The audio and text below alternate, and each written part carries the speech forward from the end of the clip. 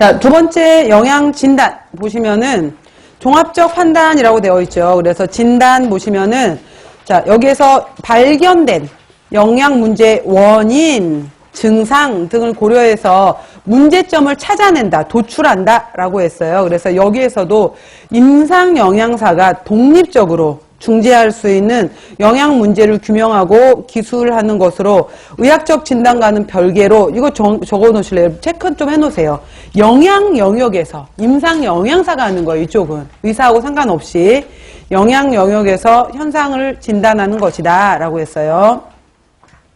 그래서 아까 영양 진단문으로 작성한다 라고 했었는데 problem, 문제가 무엇이었는지 P, 그 다음에 그 원인이 무엇이었는지 에티올로지에서의 E, 그 다음 관련된 증상이나 징후가 어떻게 나타났는지 심부텀 혹은 사인, 그래서 PES 형식으로 기재한다 라고 했던 거예요. 그래서 영양진단문 혹은 PES가 같은 말이라는 거.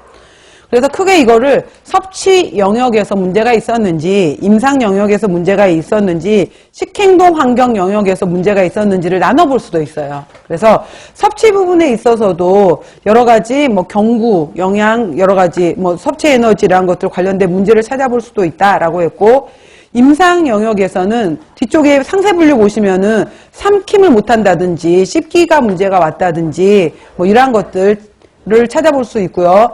환경 영역에서는 이 사람이 음식에 대해서 절대 뭐 먹으면, 예를 들어서 실제로 그 최근에 이제 노인 인구가 많아지게 되는데 그 어르신들 같은 경우에 문제가 되는 것 중에 하나가 그 이상지질혈증 고혈압 때문에 단백질, 고기를 먹게 되면 지방 섭취가 너무 많아 라고 하게 되면서 고기를 단백질 원으로 생각하는 것보다 오히려 고기를 포화지방, 여기에 너무 꽂혀 계시는 거예요. 그래서 고기를 아예 안 먹어버리는 경우가 굉장히 많아요. 그러다 보니까 오히려 단백질 부족으로 인해서 이제 더 많은 면역력 저하가 더 문제가 되는 경우가 많거든요. 그러니까 그런 식으로 이해를 잘못하고 계시는 거예요. 그래서 무조건 채소만 좋다더라 라고 하는 건데, 여기에서 여러분들 왜 그거 있잖아요. 우리가 대사증후군 이야기할 때 의외로 그 시골에 계신, 시골에 주로 이제 우리가 평균 수명이 여자분들이 굉장히 높잖아요. 한 8살에서 10살 정도. 그래서 여자분들이 한 83세 정도를 우리가 평균 수명으로 보게 되는데, 그 혼자 사신 할머니들이 그렇게 이제 대사증후군 환자들이 많은 거죠. 그래서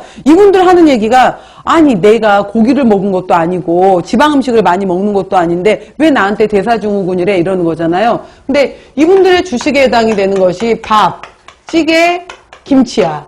그러다 보니까 탄수화물 과다 섭취로 인한 복부 비만이 나타나요. 그래서 이제 이미 허리 부분에서 복부 비만으로 나타나잖아. 그 다음에 폐경 이후에 에스트로겐 호르몬 이후로 복부 비만에서 하나 체크. 그 다음에 찌개 김치로 인해서 나트륨 과다 섭취로 인해서 혈압 부분에서 130에 85가 넘어가는 부분에 하나, 뭐 이런 식으로 해서 이분들이 체크 되는 거예요. 고기 종류를 많이 먹지 않았음에도 불구하고. 그래서 이게 이제 이분들이 잘못 알고 있는 것들이 굉장히 많기 때문에 많이 드시라는 것이 아니라 달걀 종류든 두부 종류든 그 다음에 뭐 생선 종류든 그 다음 고기 종류에 해당, 고기도 양념 이런 거 하지 말고 가능하면 날골로 구워서 드시라, 이런 식으로 해서 이제 그런 교육들이 굉장히 필요하거든요. 단백질 섭취에 대한 이러한 것들이 들어가게 되는데, 바로 이제 이러한 환경, 행동 이런 데서 잘못 알고 있는 것들도 굉장히 크다라는 내용들이 있다라는 거.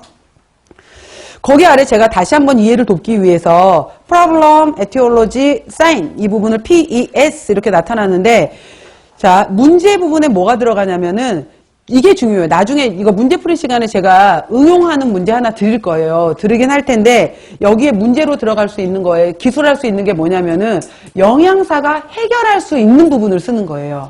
영양사가 해결할 수 있는 파트를 문제라고 기록을 하는 거고, 원인은 말 그대로 여기에 일으키는 원인에 대한 거고, 그래서 어떠한 이제 자료를 근거로 해서 어떠한 징후 증상이야 라고 수치와 정량화할 수 있는 것을 징후나 증상으로 나타낸다라는 건데, 그 바로 아래 예를 들어놨어요. 그러니까 당뇨 환자의 예 같은 경우에 영양 판정 후에 이 사람의 PES를 한번 작성해 보자 라고 했었을 때, 이 사람이 끝에 거부터 볼게요.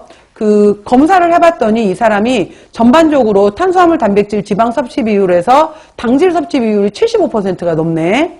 그 다음에 매 끼마다 밥에 해당이 되는 것이 1.5공기 이상이네. 이건 객관화하고 수치화할 수 있는 거잖아요. 그런 거에 해당이 되는 것들이 이제 사인이나 심부텀으로 들어가는 거고, 그 다음에 문제, 그래서 이 부분의 문제를, 여기 문제를, 이 사람을 당질 섭취 과다다. 그럼 나중에 이 당질 섭취 과다였기 때문에 이 사람은 중재 때 이렇게 하겠다라고 할 수 있는 원인이 문제로 삼아줄 수 있는 거예요. 근거가 될 수 있는 것을.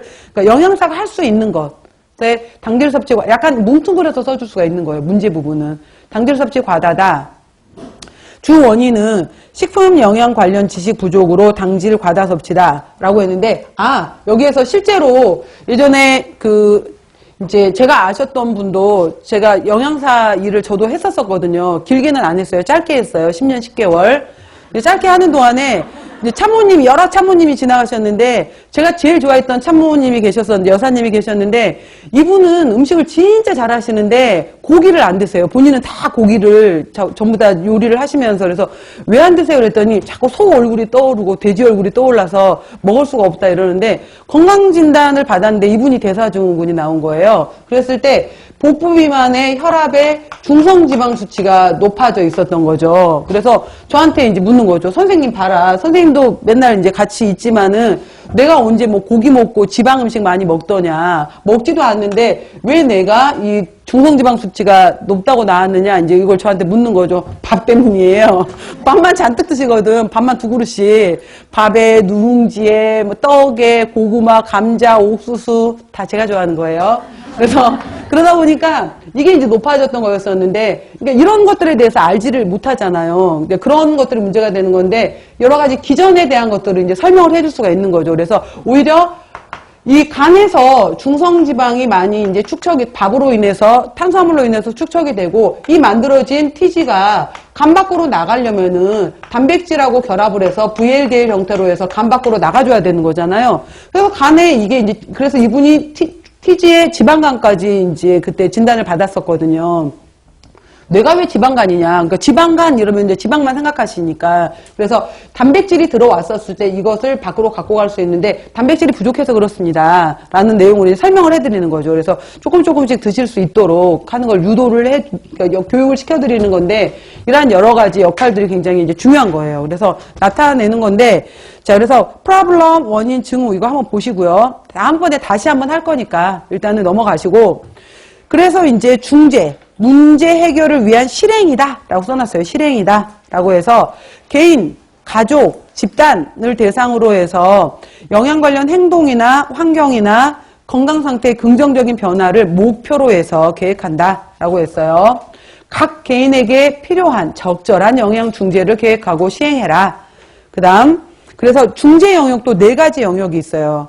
바로 밑으로 볼까요? 그 박스로 보시면은 중재 영역도 식품이나 영양소를 어떻게 제공할 것인지, 또 이 사람한테는 영양 교육도 굉장히